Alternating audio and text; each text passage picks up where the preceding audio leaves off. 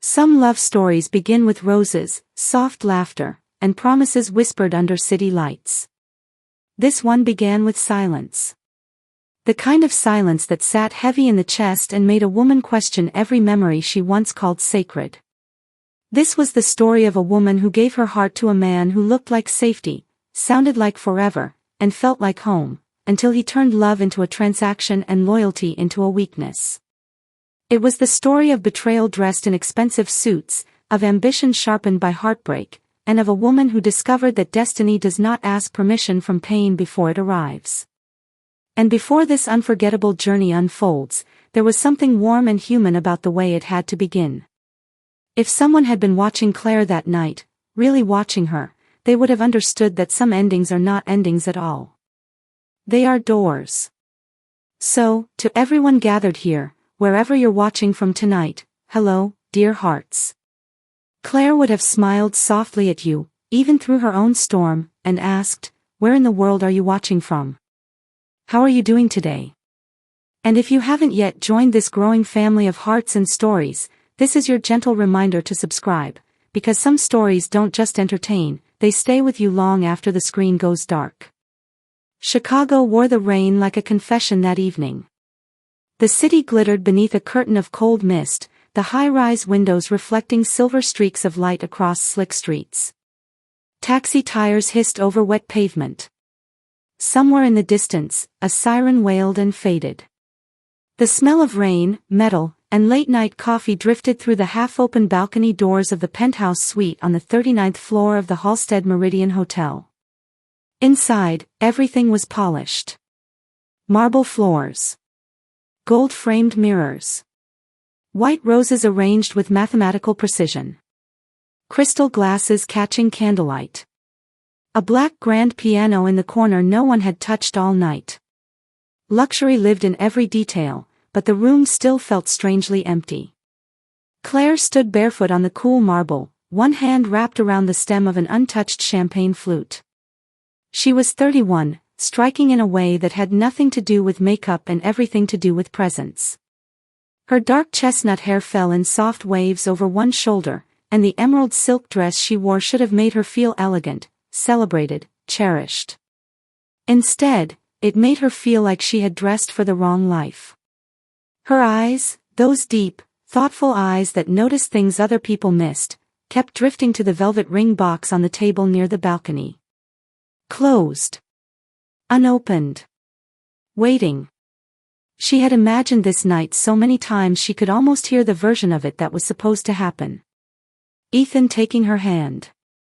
His smile, nervous for once. A confession, a promise, a future. She had been with him for 4 years. 4 years of building dreams beside him, of standing in the shadows when he needed quiet strength, of speaking truth when everyone else gave him flattery. 4 years of believing that loyalty, when poured deeply enough, became destiny. Tonight was supposed to prove she had been right. Instead, her phone screen glowed in her palm with a message that refused to stop hurting. Running late. Big announcement tonight. Trust me. You'll love it. Ethan. Trust me.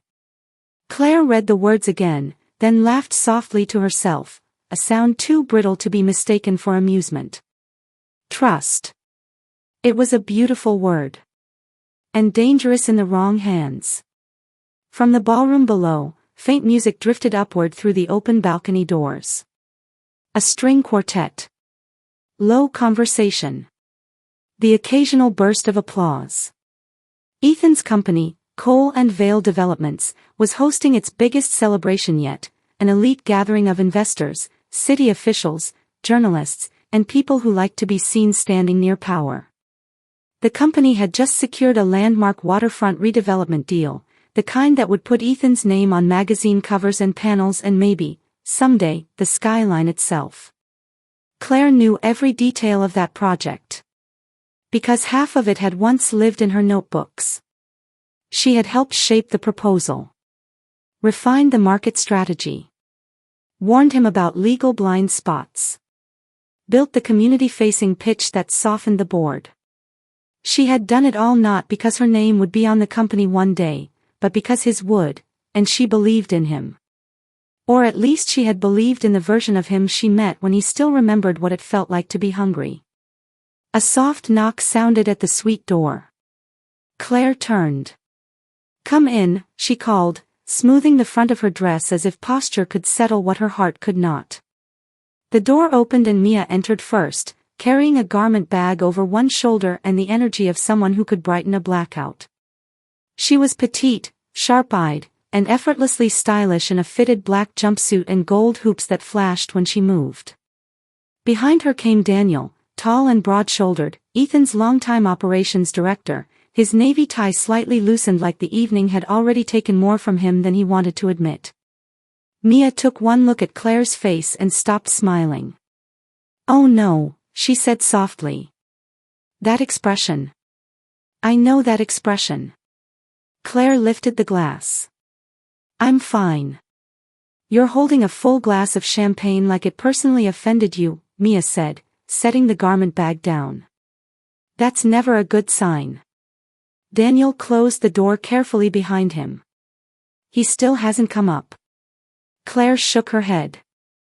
Daniel glanced toward the ring box. Something unreadable passed through his face. Mia noticed it immediately. "Daniel." He looked away too fast. "What?" "That face you just made." "I hate that face." "There is no face." "There is absolutely a face." Claire's stomach tightened. The music from downstairs swelled for a moment, then dipped again. Somewhere below, more applause. "What do you know?" Claire asked. Daniel exhaled slowly. "Nothing concrete." "That is not an answer. It's the only one I can give right now." Mia folded her arms. "That sounds like the kind of sentence people say before lives explode." Claire set the champagne down before her hand could betray how badly it was shaking. "Daniel," she said, her voice low and steady in the way it always became when fear threatened to take over, "if there's something I need to know before I walk into that ballroom, tell me now." He looked at her then, really looked at her, and for one long, brutal second Claire saw guilt there. Not pity. Not confusion. Guilt. And guilt had a way of arriving before truth. "Claire," he began. But before he could finish, the suite television, muted all evening, flashed with a live feed from downstairs. The event coverage had begun.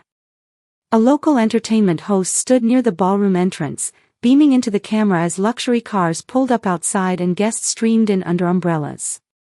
A banner rolled across the bottom of the screen. Cole and Vale's Rising Star Celebration, tonight's surprise announcement expected to shake the industry. Mia grabbed the remote and raised the volume.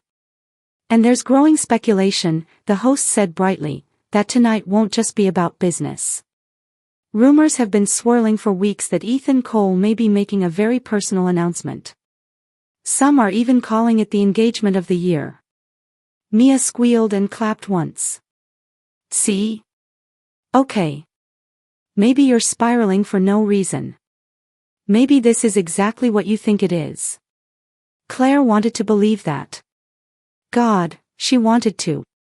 But Daniel still looked like a man standing too close to a fire. The camera angle shifted.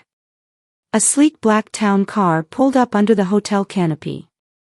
Flashbulbs exploded in white bursts against the rain. The host's voice rose. "And there he is, Ethan Cole himself." Ethan stepped out first, all confidence and tailored perfection in a charcoal tuxedo. Tall. Handsome. The kind of handsome that made people forgive things too quickly. His dark hair was neatly styled despite the weather, his smile practiced but dazzling, the smile that had once made Claire feel chosen. For one breathless second, she softened. Then someone else stepped out of the car behind him. A woman. Tall. Blonde. Graceful. Dressed in silver satin that clung like liquid moonlight. Her hand slid naturally into Ethan's as if it had belonged there for years. The camera zoomed in. The woman smiled. Ethan looked down at her. And he did not let go. The room went dead still. No music. No rain. No breath. Only the television. The host gasped with delighted surprise. Well. This is unexpected. Ethan Cole arriving tonight with socialite and investor heiress Olivia Sullivan, daughter of real estate mogul Richard Sullivan. Now that is a pairing no one saw coming. Claire's body forgot how to move. The image on the screen blurred for a second, not because the camera shook, but because her vision did. Mia whispered, "No." Daniel closed his eyes. And suddenly the entire evening rearranged itself in Claire's mind with terrifying clarity. The delayed texts. The secrecy. The strange distance these past few weeks. The cancelled dinners. The whispered calls he took in the hallway. The way he had kissed her forehead instead of her mouth that morning. "Trust me. You'll love it." Her pulse pounded so hard it made her fingertips numb. "No," Mia said again, louder now, stepping toward Claire. "No, no, no. This could be business. This could be optics. This could be." But Claire already knew. Because some truths do not arrive as information. They arrive as recognition. On screen, Ethan paused at the entrance, turned toward the cameras, and placed one hand at the small of Olivia's back with practiced intimacy. The host nearly glowed with excitement. If tonight's announcement is what everyone is starting to think it is, Chicago may be witnessing the merging of two of the city's most powerful real estate dynasties. Claire made a sound then, small, stunned, wounded beyond language. Not a sob. Not yet. Something quieter. The sound a heart makes when it breaks before the tears understand what happened. Mia reached her first, grabbing both of Claire's hands. "Listen to me. Don't assume. Don't let one camera angle destroy you. We go downstairs, we get answers, and if he's playing some disgusting image game, I swear I will drag him out of that ballroom by his expensive collar." Daniel stepped forward. "Claire, maybe don't go down there right now." She turned to him slowly. "Maybe," she repeated. His jaw tightened. He told the board tonight would be strategic. Strategic. The word struck harder than betrayal itself. Because betrayal, at least, was emotional. Strategic meant calculated. Planned. Cold. Claire stared at him. "How long have you known?" Daniel said nothing. And silence became its own confession. Mia spun toward him in disbelief. "Daniel. I didn't know all of it," he said, voice rough. "I swear. I knew there was pressure from the Sullivan deal. I knew Ethan was being pushed. I didn't think he'd actually use her." Mia snapped. "Humiliate her. Replace 4 years like it was a draft proposal." Claire stepped back from both of them. Her breathing was shallow now, controlled only by discipline. She moved to the balcony doors and stepped out into the cold night air. Rain mist kissed her bare arms. The city stretched below in glittering fragments. Wind tugged at her hair. Somewhere beneath her, behind layers of glass and steel and wealth, a ballroom full of people waited to applaud a man who had just walked in holding another woman's hand. And for the first time in years, Claire saw Ethan not as the man she loved, but as the man he had chosen to become. Ambition had not changed him. It had revealed him. Inside the suite, Mia followed her out but didn't speak. She knew Claire well enough to understand the danger of interrupting certain silences. Claire gripped the balcony railing until her knuckles whitened. The metal was freezing. Good.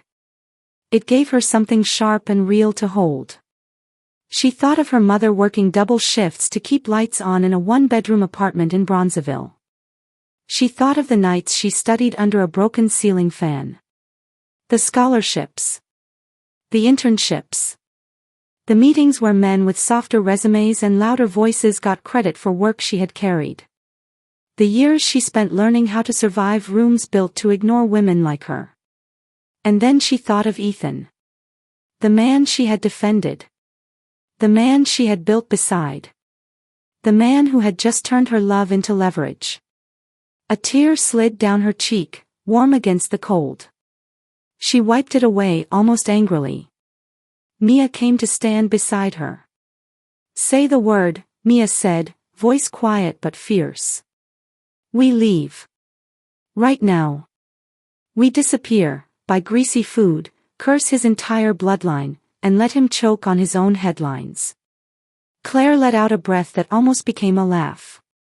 "Almost. I bought the ring," she said. Mia blinked. "What?" Claire's eyes stayed on the city. "The one in the box. I picked it up yesterday.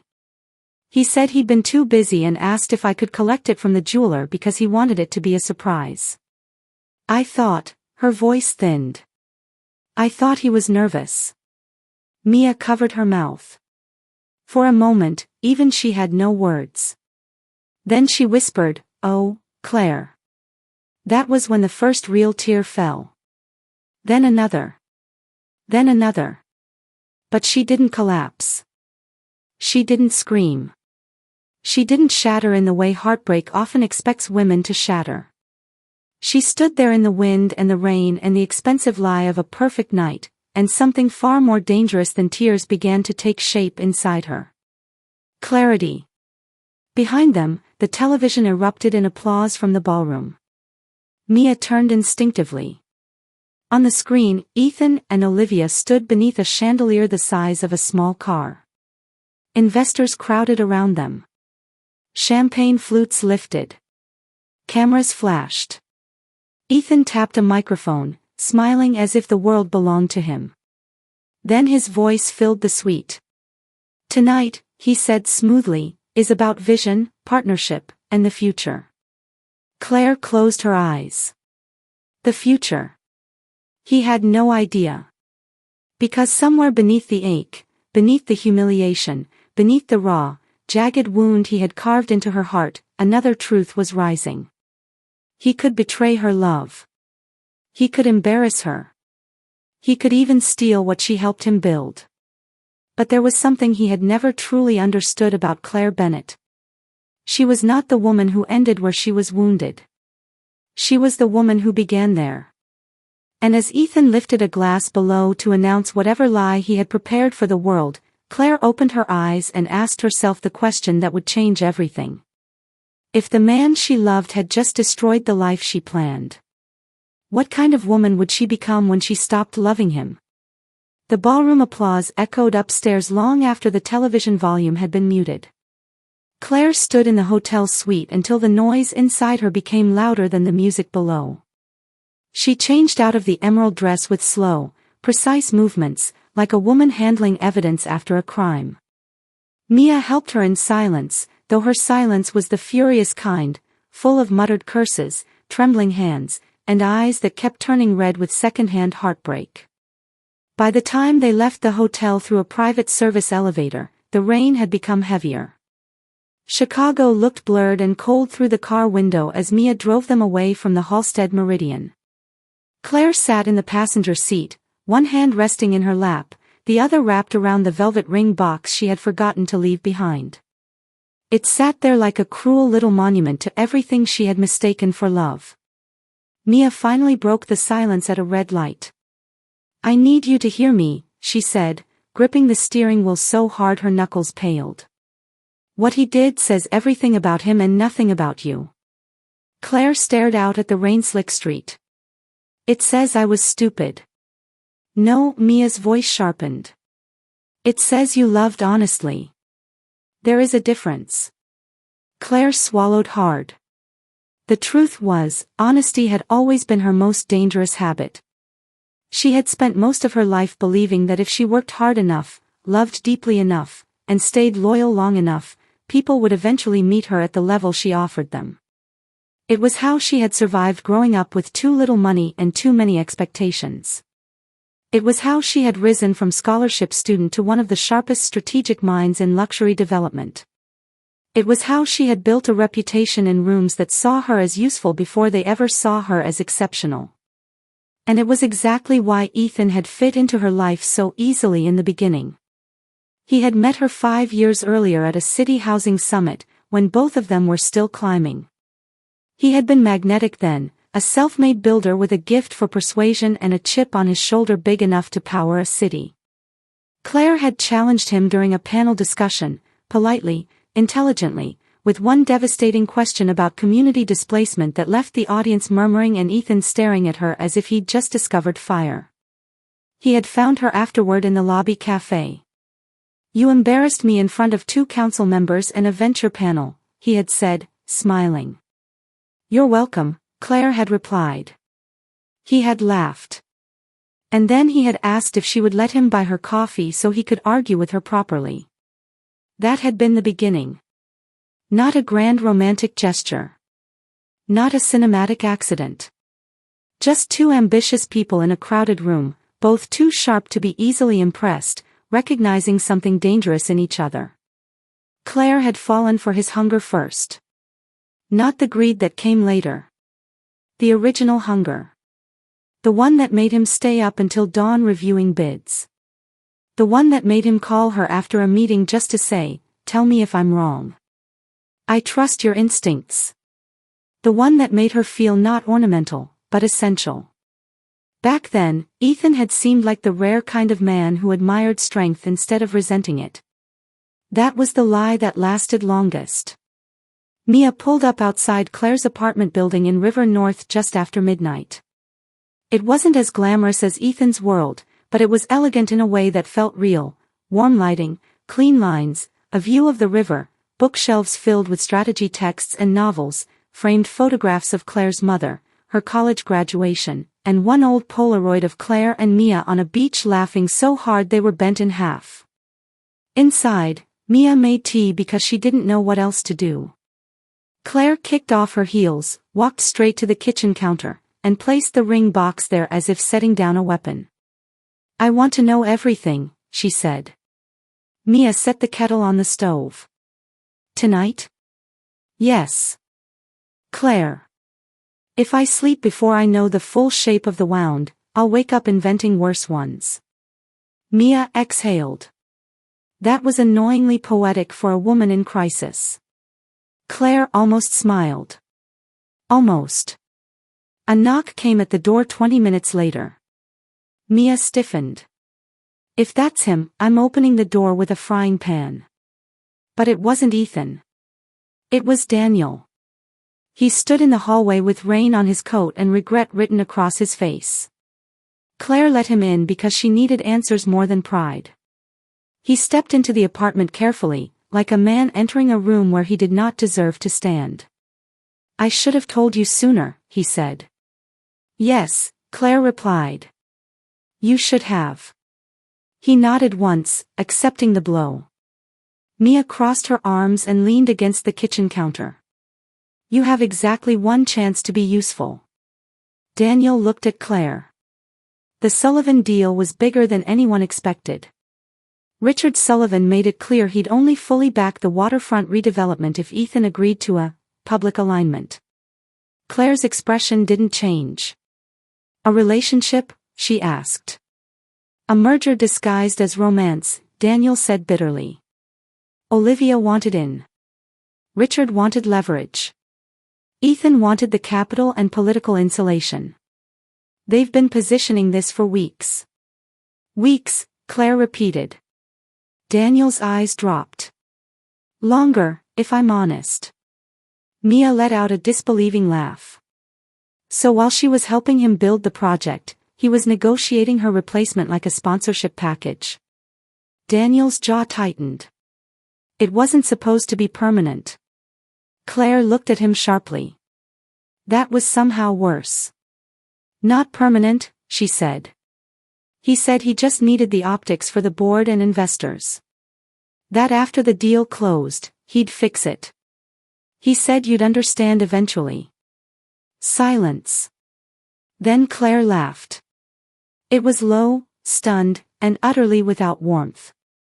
Understand, she said. He thought I would understand being humiliated in public because it was strategic. Daniel rubbed a hand over his face. I told him it was wrong. Did you tell him before or after he stepped out of a car holding another woman's hand? He had no answer. Claire moved to the window, folding her arms against the cold that had settled somewhere beneath her skin. What else? Daniel hesitated. Mia's voice dropped. Say it. He's been moving internal assets, Daniel said. Transferring influence. Reassigning credit.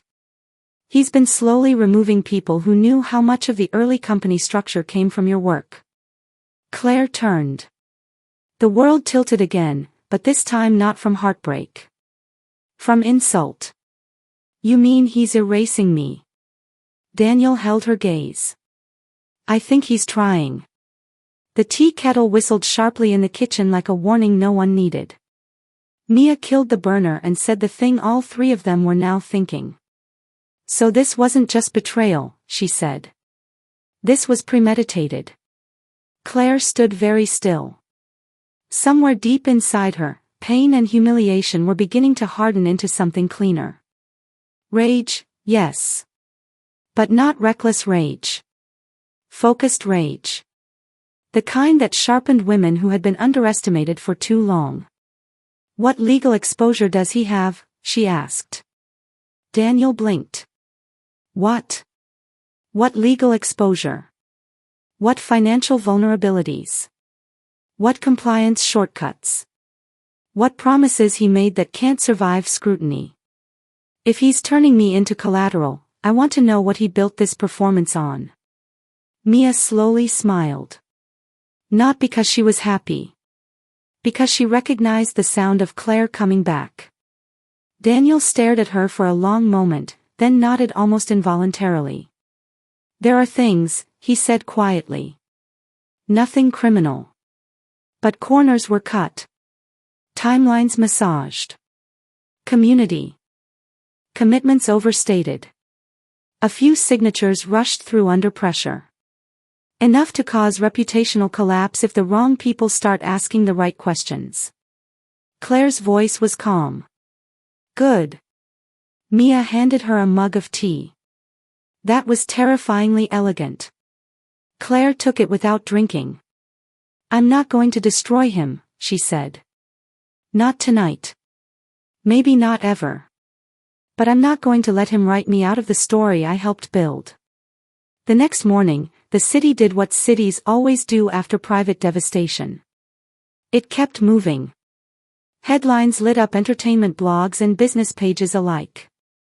Ethan Cole and Olivia Sullivan spark engagement rumors at waterfront gala. Power couple or power play? Chicago's elite can't stop talking. Cole and Vale stock confidence surges after Sullivan appearance. Claire saw every one of them. She also saw what was missing. Her name. No mention of the woman who had been at Ethan's side for years. No acknowledgement of the strategist who helped shape his rise. No trace of the relationship he had just treated like a disposable draft. It was almost impressive, the efficiency of the erasure. But the people who mattered remembered. By noon, Claire's phone was full of messages. Some from people who genuinely cared. Some from opportunists fishing for gossip. Some from women who had always secretly disliked her and were suddenly generous with pity. She ignored most of them. The only message that made her pause came from an unknown number. Do not let a public humiliation become a private burial. If you want to talk, come to the Lakeshore Club Cafe at 4. Ask for Helen. Claire read it twice. Mia leaned over her shoulder. That is either the beginning of a life-changing mentorship or a very stylish kidnapping. Who's Helen? Mia frowned. Helen Brooks? Claire looked up. Retired developer, Mia said. Used to be a legend. Built half the mixed-income housing initiatives on the north side before the old guard pushed her out. Brilliant. Ruthless when necessary. Vanished from public life years ago. Claire's heartbeat shifted. She knew the name. Every woman in Chicago real estate with ambition and a memory knew the name. Helen Brooks was the kind of woman who got called difficult by men who could not outthink her. At 4 o'clock, Claire walked into the Lakeshore Club Cafe in a camel coat and no makeup, looking more composed than she felt. The place smelled of espresso, polished wood, and expensive discretion. Soft jazz played through hidden speakers. The windows looked out over the gray-blue stretch of the lake, where wind dragged silver lines across the water. Helen was already seated. She looked to be in her late 60s, elegant in cream wool and pearls, posture straight enough to shame younger people. Her silver hair was cut sharply at the jaw. Her eyes were alert, assessing, impossible to fool. "Claire Bennett," she said as Claire approached. "You look like a woman trying not to bleed in public." Claire sat down slowly. "That's a vivid greeting." Helen lifted her cup. "I've earned the right to be direct." Claire almost smiled. "Why am I here?" Helen studied her for a moment. "Because I've spent 40 years watching brilliant women confuse access with partnership. Because Ethan Cole is not as original as he thinks he is. Because men like him rise quickly when they find women willing to build under their names." Claire's throat tightened. Helen continued, "And because I watched you at the Housing Summit 5 years ago. You asked the only question in the room worth remembering." Claire blinked. "You were there." "I'm always where power is pretending to be noble." That got a small, genuine laugh out of Claire for the first time in nearly 24 hours. Helen leaned forward. "Tell me something, Claire. When Ethan called you strategic, did it hurt because he lied, or because part of you knew he had been using your loyalty as unpaid capital for years?" The question landed like a blade wrapped in velvet. Claire looked away toward the lake. She thought of the nights she edited proposals while he slept. The investor dinners she prepped him for. The board language she softened. The risks she warned him against. The subtle way he had started introducing her less as his equal and more as his support. She thought of how often she had excused it because she loved him. And for the first time, she let herself say the truth out loud. "I think," Claire said slowly, "I knew something was wrong long before last night. I just didn't want the truth more than I wanted the future I imagined." Helen nodded. "Good. That honesty will save you." Claire looked back at her. "I'm not here for revenge." "Excellent," Helen said. "Revenge is expensive and usually unsatisfying. I'm here to discuss legacy." Claire stilled. Helen placed a thin folder on the table between them. Inside were market maps, zoning notes, financial summaries, and early-stage concept sketches for a neglected stretch of West Side land the city had been quietly considering for redevelopment. "This district has been overlooked for years," Helen said. "Too complex for lazy investors. Too community-sensitive for predators. Too politically inconvenient for cowards. Which makes it perfect." Claire flipped through the pages, pulse quickening. Mixed use. Affordable luxury. Sustainable build concepts. Community retail. Transit access. Family-first design. It was everything she had once dreamed of doing before Ethan's empire became the project. Helen watched her read. "I have capital," Helen said. "I have patience. I have enough old enemies to know where the bodies are buried metaphorically, if not literally. What I don't have is the appetite to build one more thing under my own name." Claire looked up. Helen's voice was quiet now. "But you do." The room seemed to narrow. For the first time since the ballroom, something inside Claire moved that wasn't pain. Possibility. "I don't even know if I still have the credibility," she said. Helen's expression sharpened. Credibility with whom? Gossip blogs? Men who mistake visibility for value. Claire, if your worth depends on the opinion of people who applauded your humiliation, then you were already bankrupt before he betrayed you. Claire inhaled slowly. The words hurt. Because they were true. Helen sat back. You have a choice.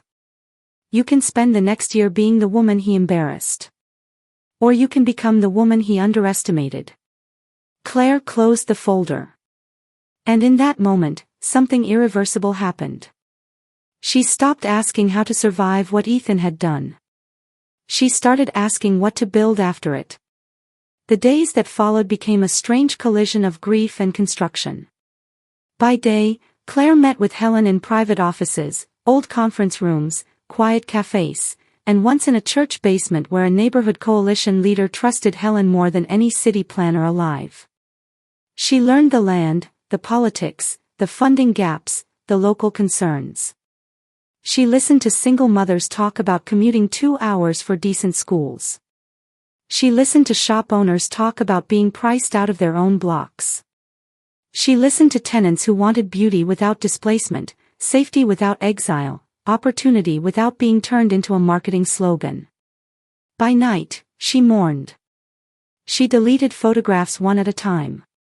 Not because she was dramatic. Because each one required its own burial. Mia stayed close through all of it, oscillating between comic relief and emotional bodyguard. Today's agenda, she announced one evening, arriving with Thai takeout and a laptop. 1. Cry if needed. 2. Review zoning proposals. 3. Decide whether Ethan's eyebrows were always that arrogant or if betrayal changed how I see facial symmetry. Claire snorted despite herself. That's a real friend, Mia said proudly. Daniel, to Claire's surprise, became quietly useful. He didn't leave Ethan's company immediately, but he began feeding Claire information she was ethically allowed to know: public filings, timing shifts, investor movement, staffing changes, and the subtle signs of internal instability. He never crossed a legal line, but he crossed a personal one every time he chose truth over loyalty to the man who had signed his paychecks. One evening, after a long planning session, Claire walked Daniel to the elevator in Helen's office building. "Why are you helping me?" she asked. He hesitated.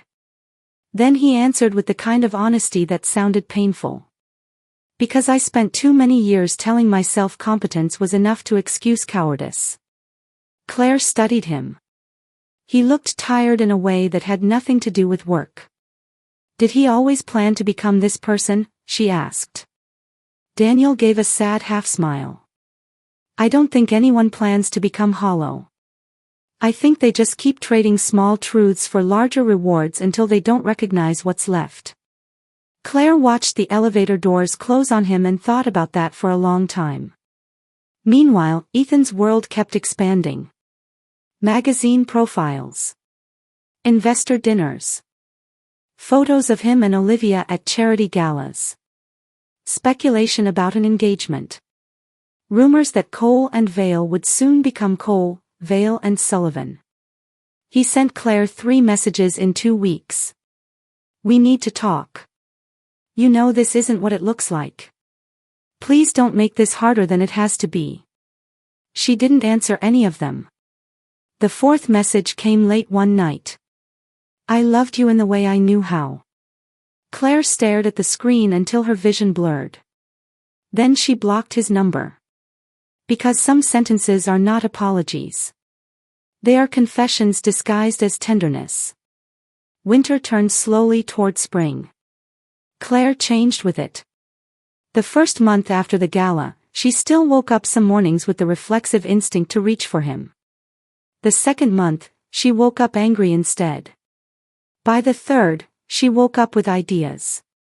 She named the new company Bennett Row Development after her mother, who cried when she heard it. "You're putting my name on a company," her mother said over the phone, voice thick with emotion. "I'm putting our name on a future," Claire replied. Her mother went quiet for a moment. Then she said the thing Claire would carry for the rest of her life. Baby, some people only love you when they can stand taller on your shoulders. Never confuse being useful to a man with being valued by one. Claire sat at her desk long after the call ended, tears in her eyes and steel in her spine. By early summer, Bennett Rowe had secured its first round of backing. Not enough to build everything. Enough to begin. And beginning, Claire had learned, was often more powerful than certainty. The first time Ethan heard about the West Side Project, it was through a city planning whisper he had assumed was irrelevant. Then he saw Claire's name attached to a closed-door stakeholder session. Then he saw Helen Brooks entering the same building. Then he realized. He requested a meeting. Claire declined. He requested again through an assistant. She declined again. Finally, he showed up uninvited at her office. It was still a modest space then, exposed brick, borrowed conference table, whiteboards full of diagrams, 3 overworked staff members, and the electricity of something being built honestly from the ground up. Claire was in the middle of reviewing site projections when Mia appeared in the doorway with a look that said prepare to be irritated. Your least favorite motivational poster is here, Mia said. Claire didn't need clarification. Ethan walked in wearing a navy suit that probably cost more than the monthly rent on the office. For one dangerous second, seeing him up close again made time lurch backward. The familiar scent of cedar and citrus. The way his jaw tightened when he was frustrated. The eyes that once softened only for her. Then she remembered the ballroom. And the spell broke. Everyone out, Claire said calmly. Mia looked offended on principle but ushered the others away. When the door closed, Ethan exhaled like a man who believed proximity alone might still work in his favor. You look good, he said. Claire didn't sit. Why are you here? He looked around the office, at the plans, the sketches, the movement. Something unreadable flickered across his face. So it's true. What is? You're actually doing this. Claire folded her arms. Did you think I'd disappear? He stepped closer. I thought you'd talk to me. She held his gaze. You had weeks to talk before you performed your future on camera. His face hardened. It wasn't that simple. No, Claire said. It was simpler. You chose money over love and called it strategy. That's not fair. Her laugh was sharp. Fair? He ran a hand through his hair, frustrated. Olivia was leverage. The Sullivan backing was the only way to secure the waterfront project. The project I helped build. Yes, he snapped, then immediately regretted the tone. Claire, listen to me. I was under pressure. The board was fracturing. Investors were nervous. Richard made it clear there would be consequences if I refused. And so you offered me as collateral. His silence answered for him.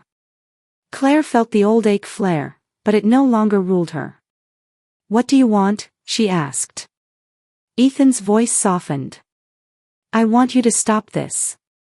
Claire blinked. Stop what? This project. This push. Helen. The city talks. The stakeholders you're courting. You're making people nervous. Realization moved through her slowly, then settled. He wasn't here because he missed her. He was here because she mattered again. Not to his heart. To his market position. That understanding hurt more cleanly than the original betrayal. You didn't come here for closure, she said. You came here because I became competition. Ethan looked genuinely pained. It's not like that. It is exactly like that. He stepped closer, voice low and intimate in the old way he used when he wanted her to doubt herself. You know what we were, Claire. You know what we built. She met him without flinching. Yes, she said.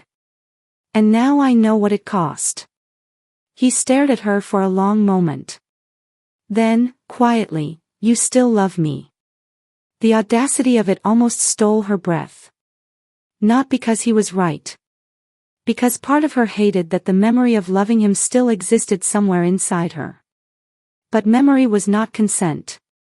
Wound was not devotion. Claire walked to the door and opened it. "You need to leave." His jaw tightened. "Claire. You don't get to test whether I'm still breakable." For the first time since he'd entered, Ethan looked uncertain. Not guilty. Not redeemed. Uncertain. And uncertainty looked very good on him. He left without another word. Mia appeared the second the elevator doors closed downstairs. "Well?" she asked. Claire leaned against the wall, suddenly exhausted. "He wanted me to stop building." Mia's eyes widened. "Oh, I love that for us." But the confrontation left a mark. That night, alone in her apartment, Claire finally let herself admit what she had refused to name. She did still love the ghost of who he had once seemed to be. And that was the cruelest part. Not all heartbreak is about losing a person. Sometimes it is about mourning the future you built around a version of them that never fully existed. She sat on the floor beside her couch, city lights stretching across the windows, and cried harder than she had the night of the gala. Not because she wanted him back. Because she finally understood she never truly had him. That was the midpoint of her grief. And from that truth came freedom. By late summer, Bennett Rowe's West Side proposal had become the city's most talked about closed project. Community leaders backed it. Local press began sniffing around. Helen's old contacts quietly resurfaced. A nonprofit coalition endorsed the concept publicly.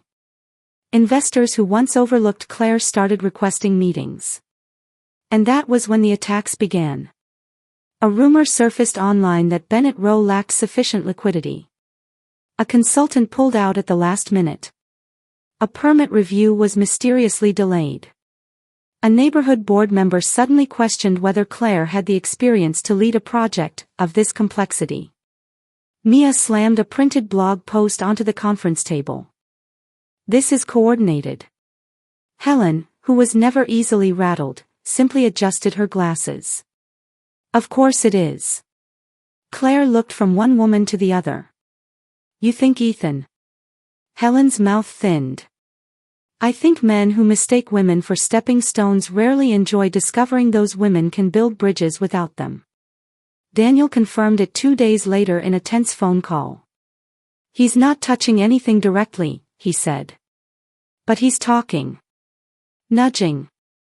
Making people wonder whether you're stable, whether you're emotional, whether the project is too personal." Claire closed her eyes. Of course. When men cannot outwork women, they often try to reframe them as unstable. "Can you prove it?" she asked. "No.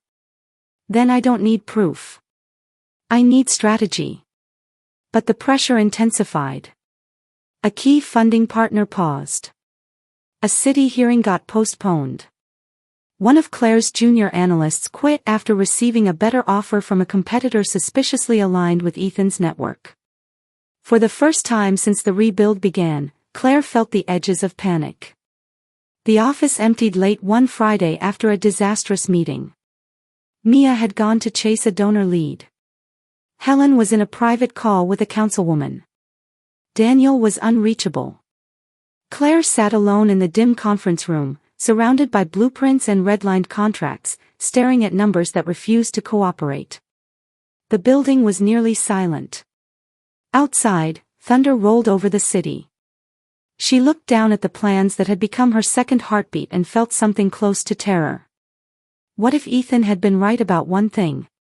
What if she was not enough on her own? The thought disgusted her. And yet heartbreak has a way of leaving behind tiny poison questions that surface when you're tired enough. The office lights flickered once. Then the backup generator hummed on. Rain battered the windows. Claire pressed both palms flat against the table and bowed her head. She was so tired.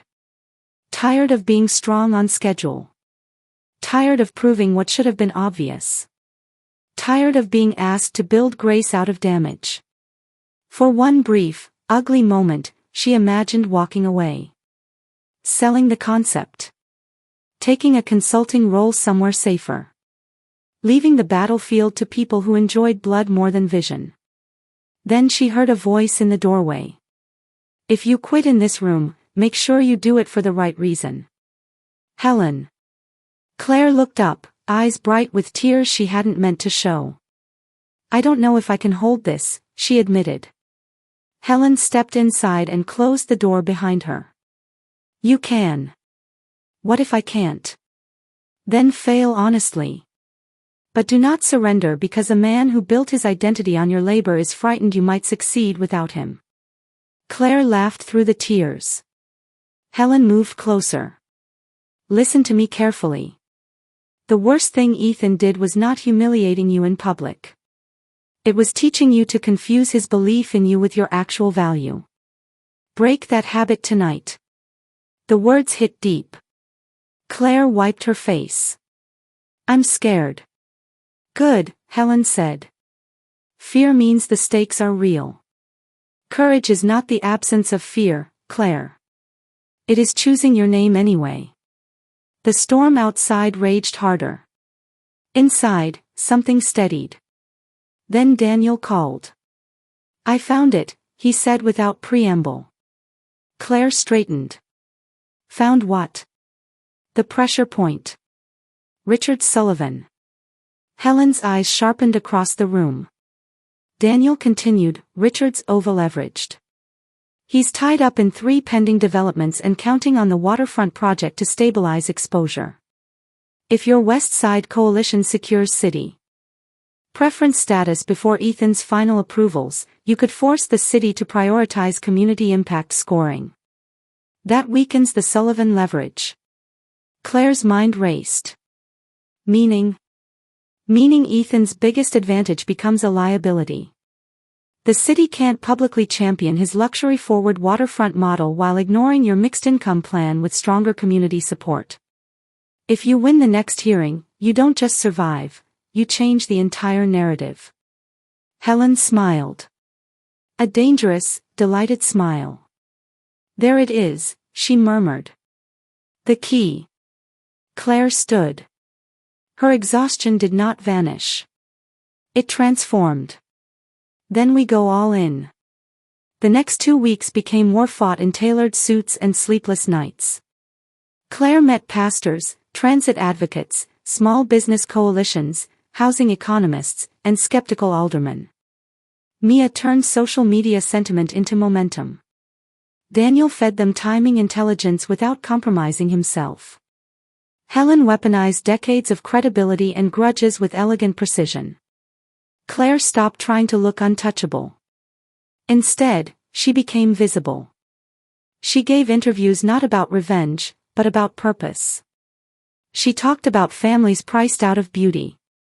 She talked about dignity in development. She talked about why neighborhoods deserved investment without erasure. And people listened. Not because she was wounded. Because she was right. On the morning of the city preference hearing, Claire stood in front of the mirror in her apartment wearing a cream suit, minimal jewelry, and the kind of calm that only comes after surviving enough to know panic is rarely useful. Mia adjusted her lapel. You look like a woman about to ruin a man's week. Claire smiled. Only his week. Don't tempt me. At City Hall, the chamber buzzed with cameras, council aides, developers, and activists. The air smelled like coffee, rain-damp wool, and old stone. Every row felt charged. Ethan was there. So was Olivia. So was Richard Sullivan. Ethan's eyes found Claire the moment she entered. For the first time, there was no condescension in them. Only concern. Good. He should be concerned. The hearing began. Richard's team presented first, slick projections, polished talking points, tax revenue promises, prestige language. Then Claire took the podium. She did not mention Ethan. She did not mention betrayal. She did not tell the city her pain. She gave them her vision. She spoke about return on dignity, not just return on capital. She spoke about walkable access, long-term tax stability, local retail preservation, family-centered design, and the hidden economic costs of displacing working residents in favor of vanity architecture. She spoke like a woman who knew both the numbers and the people behind them. At one point, she looked up and saw Ethan watching her, not with possession, but with the stunned recognition of a man seeing too late what he had lost. When she finished, the chamber was silent for half a beat. Then applause broke out from the public seating. Not performative. Real. The questions came fast after that. Claire answered every one. Then the twist no one expected arrived. A councilwoman, known for brutal precision, turned to Richard Sullivan. "Mr. Sullivan," she said, "before we proceed, can you clarify your firm's community displacement ratios from your last 3 developments and explain why those projections were not included in today's packet?" Richard froze.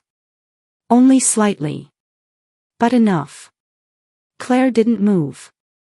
Helen, seated behind her, folded her hands like a queen watching a trap spring. The councilwoman continued, "Additionally, we've received documentation suggesting the waterfront proposal's affordability language may not align with private investor materials." A murmur swept the room. Ethan's head snapped toward Richard. Olivia stiffened. Richard's counsel scrambled. The hearing shifted from celebration to scrutiny in less than 30 seconds. And because Ethan had built so much of his future on Richard's backing, the damage spread instantly. Not scandal. Exposure. The kind that does not require criminality to destroy trust. By the end of the session, the city announced it would delay final waterfront preference pending review and move Bennett Row's West Side proposal into accelerated community impact evaluation. Claire did not win the entire war that day. But she won the battlefield that mattered most. Outside City Hall, cameras swarmed. Microphones extended. Questions flew. "Claire, is this a response to Ethan Cole? Was today personal? Do you feel vindicated?" She paused on the steps, rain beginning again in a fine silver mist. Then she answered with the line that would be quoted everywhere by nightfall. "This was never about revenge," she said. "It was about refusing to let betrayal decide what I'm capable of building." The clip went viral before sunset. 3 days later, one of Ethan's major investors quietly withdrew. A week later, Olivia's publicist announced she and Ethan were taking space to focus on family priorities and separate professional obligations. 2 weeks later, Richard Sullivan stepped back from direct visibility on the waterfront project. The empire didn't explode. It sagged. And sometimes a slow collapse is more humiliating than a dramatic one. Ethan asked to see Claire one final time. This time, she agreed. Not because she needed answers. Because she no longer feared them. They met at the river walk at dusk, where the city glowed gold and blue and boats cut white lines through dark water. The wind was cool. The scent of the river mixed with street food and summer rain. Ethan looked older. Not physically. Spiritually. Like ambition had finally sent him the bill. "Thank you for coming," he said. Claire leaned against the railing, composed. "You said it was important." He nodded, then looked out over the water. "I thought if I got everything, the rest would make sense." She said nothing. He laughed softly, bitterly. "That sounds pathetic when I hear it out loud." "A little." He accepted that. "I hurt you," he said. "More than I admitted to myself. I told myself I was buying time. Protecting the company. Making a hard decision for a bigger future. But the truth is," he swallowed. I kept choosing what made me look powerful over what actually mattered. Claire studied him. For the first time in a long time, he sounded honest. Too late. But honest. I did love you, he said. I just loved ambition more. There it was. No excuses. No strategy language. Just the ugly truth. Claire felt the old ache rise, and then pass through her like weather. Thank you, she said quietly. He looked startled. For what? For finally saying it clearly. He turned to her, eyes full of regret that might once have undone her. I don't expect forgiveness. You shouldn't. He winced, then nodded. But I also don't hate you, Claire said. That seemed to surprise him even more. I did for a while, she continued. Then I realized hating you would keep tying my future to your choices. I'm done with that. He looked down. I see you now, he said after a moment. What you were. What you are. Claire's gaze stayed on the water. You always saw me, she said. You just only valued what was useful. He had no defense. The silence between them was not romantic. It was final. I'm sorry, he said. And this time, Claire believed he meant it. But sincerity and consequence are not the same thing. She pushed off the railing. I hope you become a better man than the one who left that hotel holding someone else's hand. Then she walked away. She did not look back. Because closure is not always a kiss in the rain. Sometimes it is simply the first moment you realize you no longer need one. The year that followed changed everything. Bennett Row Development secured the West Side project in full partnership with community stakeholders, city backing, and a coalition model that became a case study in ethical urban renewal. Claire was invited onto panels she once would have watched from the audience. Helen came out of semi-retirement just enough to smile at reporters and terrify lazy developers. Mia became Bennett Row's head of communications and unofficial chaos director, a title she tried unsuccessfully to make legal. Claire's mother stood beside her at the groundbreaking in a navy dress and tears she made no effort to hide. You did this, her mother whispered. Claire squeezed her hand. No, she said, smiling through her own emotion. We survived this. There were hard days still. Success did not erase every scar. Some nights, when the city was quiet and the windows reflected more memory than light, Claire still thought about the woman she had been before the gala. She did not pity her anymore. She honored her. Because that woman had loved sincerely. And even if that love had been misplaced, it had not been wasted. It had taught Claire the shape of her own capacity. As for Ethan, he rebuilt too, but smaller, quieter, less adored.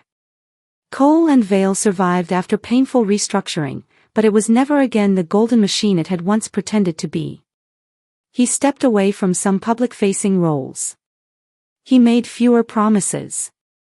People said he had changed. Claire hoped they were right.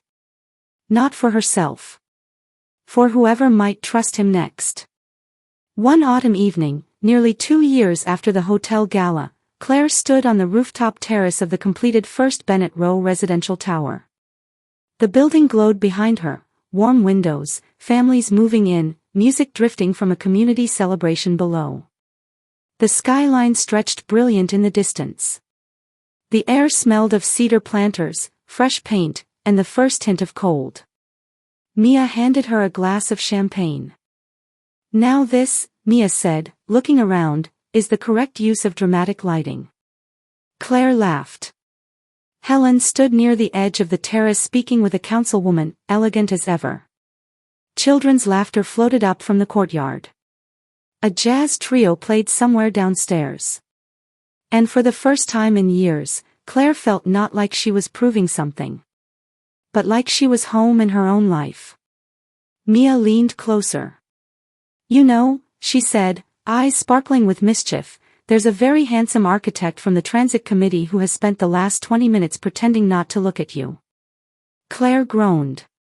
"Please don't start." "I am absolutely starting." Across the terrace, a man in a charcoal coat glanced over and smiled when he realized he'd been caught.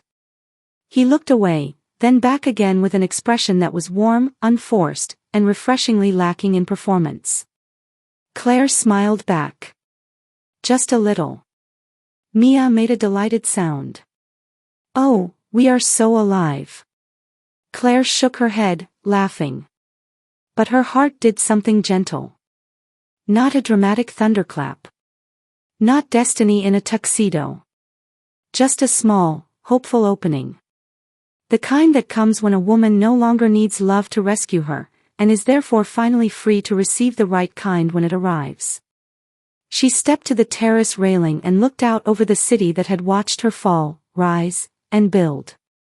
The same Chicago rain that once felt like grief now glittered in the distance like possibility.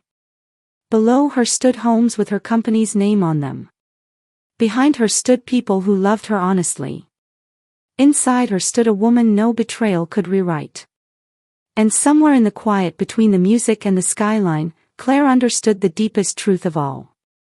He had betrayed her love.